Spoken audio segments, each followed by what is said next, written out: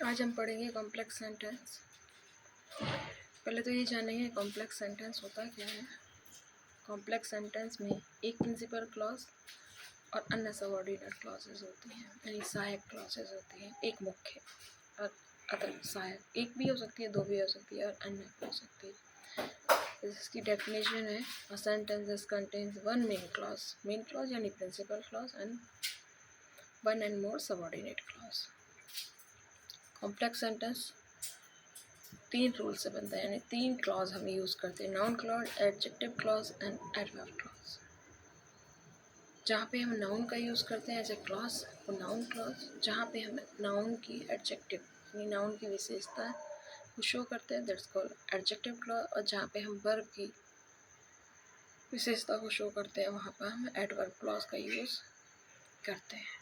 तो तीन है ये क्लॉज जिनको हम कॉम्प्लेक्स सेंटेंस बनाने के में काम करते हैं। जैसे फर्स्ट है नाउन क्लॉज। नाउन क्लॉज ऐसे सेंटेंस फॉर्म या फ्रेजेस है जो वाक्य में नाउन के तौर पर अपनी काम करते हैं। ये सब्जेक्ट या ऑब्जेक्ट कॉम्प्लीमेंट के फॉर्म में वाक्य में यूज़ होते हैं। जैसे he is wrong, I am sure, वो गलत है, आई एम श्योर, मैं पक्का हूँ, तो I am sure that he is wrong, मैं पक्की हूँ कि वो गलत है। ही मे बी इल, वो बीमार हो सकता है, आई कांट से। तो जहाँ हो या ना हो, जहाँ कन्फ्यूजन हो, पॉसिबिलिटी हो कि हो भी सकता है और नहीं भी हो सकता है, वहाँ पर हम बीच में जो यूज़ करते हैं क्लॉज उसको वेदर लगाते हैं।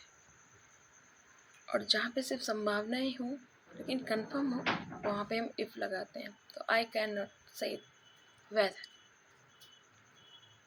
ही इज़ इल, इसका मतलब मैं कह नहीं सकता कि वो बीमार है या वो बीमार नहीं है। वैसे ही आई एम श्योर, मैं निश्चित हूँ, हरी विल हेल्प मी, हरी मेरी हेल्प करेगा, तो I am sure that. Complex sentence, पहले ये जान लें हम, कॉम्प्लेक्स सेंटेंस सिंपल सेंटेंस की तरह नहीं है। कॉम्प्लेक्स सेंटेंस का मतलब है दो या दो से ज़्यादा सेंटेंस को जोड़ना आपस में। वहाँ क्या था, दो या दो से ज़्यादा सेंटेंस को एक सेंटेंस बनाना। तो ये ध्यान रखने वाली बात है कि कॉम्प्लेक्स में सेंटेंस को जोड़ना होता है, कनेक्टिव्स को लगाना होता है, और सिंपल में हमें सिर्फ एक सब्जेक्ट और एक वर्ब रखना होता है, अदर को हमें बहुत सारे रूल्स के अकॉर्डिंग उनको चेंज करना होता है। जैसे saint is saying something important, साधु कुछ इम्पॉर्टेंट कह रहे हैं,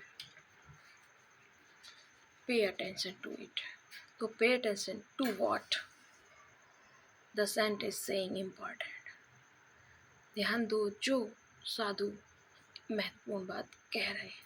ये था हमारा नाउन क्लॉज। अब ये हमारा एडजेक्टिव क्लॉज। एडजेक्टिव क्लॉज ऐसे पार्ट्स ऑफ सेंटेंस हैं जो प्रिंसिपल क्लॉज के नाम या प्रोनाउंस को क्वालिफाई करते हैं। जैसे मैंने पहले ही बोला कि सब्जेक्ट या ऑब्जेक्ट या नाउन को क्वालिफाई करते हैं, यानी जो सब्जेक्ट है या ऑब्जेक्ट है उसकी विशेषताएं बताता है। जैसे you have gave me a watch, तुमने मुझे एक वॉच दी थी।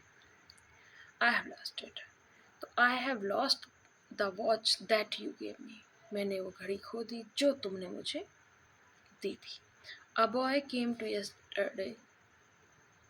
He was blind.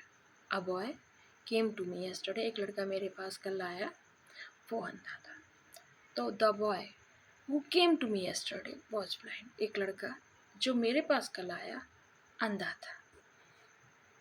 ये इसके बाद जो सेकेंड वीडियो कॉम्प्लेक्स की डिटेल में आएगी उसमें ये पता चल जाएगा आपको, उसमें मैं डिटेल कर दूँगी कि एडजेक्टिव में हम कौन कौन से वर्ड कनेक्टिव के रूप में यूज़ करते हैं, नाउन क्लॉज में हम कौन कौन से कनेक्टिव के रूप में यूज़ करते हैं, एडवर्ब में हम कौन कौन से वर्ड्स को कनेक्टिव में यूज़ करते हैं एंड उनकी मीनिंग्स क्या होंगी। तो अभी ये शॉर्ट वीडियो है, जैसे कि अभी अब टाइम आपका वेस्ट ना हो, आप पढ़ पाएँ। तो इसके बाद जो आएगी वो लॉन्ग वीडियो आएगी कॉम्प्लेक्स सेंटेंस की, उसमें आपको बहुत क्लियरली समझ में आएगा कि कहाँ पर हमें क्या यूज़ करना है। My father gave me A mobile set, it was white, it was old, मेरे पिताजी ने एक मुझे मोबाइल दिया, ये सफ़ेद था, ये पुराना था। तो my father gave me A mobile set. अब देखिए जो मोबाइल सेट है ना वो छोटा निर्जीव चीज़ है, तो उसके लिए हम विच का यूज़ करेंगे। Which was old and white, जो कि पुराना और सफ़ेद था। She will go to London, I don't know the time. जब टाइम की बात आती है तो हम वैन का यूज़ करते हैं। किसी बेजानदार चीज़ की चीज़ बारे में आते हैं तो हम विच का यूज़ करते हैं। जब कोई रीजन आता है तो हम वाई का यूज़ करते हैं। जब जगह की बात आती है तो हम वेयर का यूज़ करते हैं।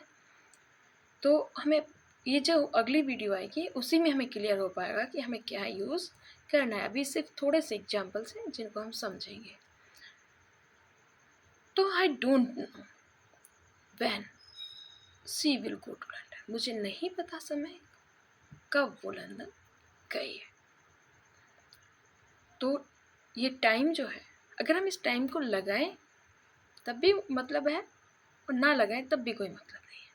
तो आप ये भी कर सकते हैं, I don't know when she will go to London.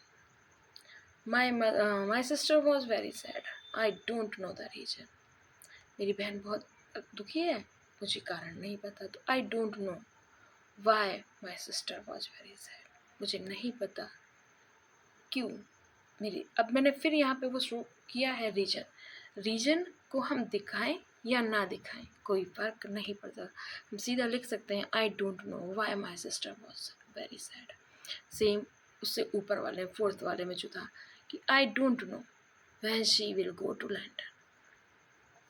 And six वाला सेंटेंस हम देखेंगे, this is my father's house, ये मेरे पिताजी का घर है। आई वॉज बॉर्न हियर, मैं यहाँ पैदा हुआ। तो ये मेरे पिताजी का घर है जहाँ मैं पैदा हुआ था।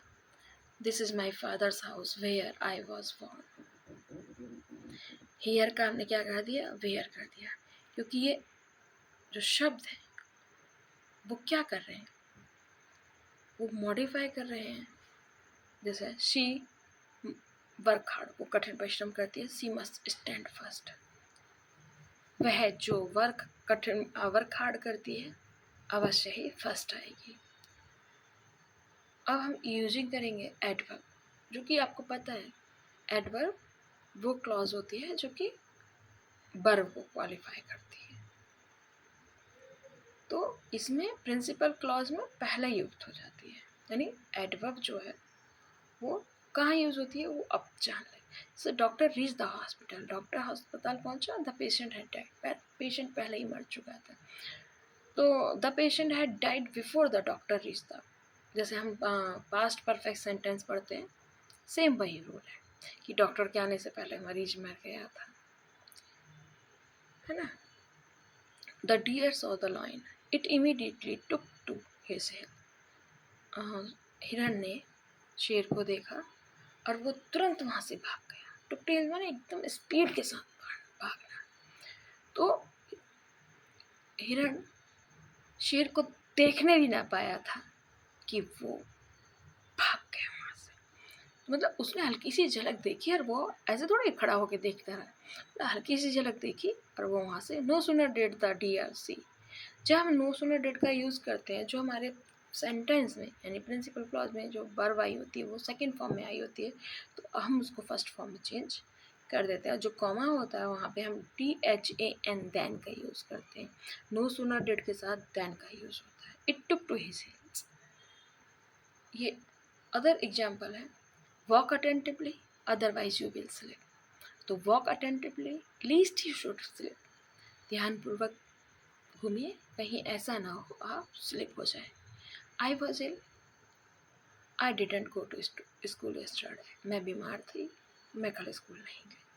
तो I did not go to school yesterday because I am, क्योंकि मैं बीमार थी। ये जो रूल है ये रूल आपका बहुत जाना पहचाना है, जिसको आप रिमूव टू एडवर्ब टू बोलते हैं। 11th में जी भर के आया है आपके कोर्स में।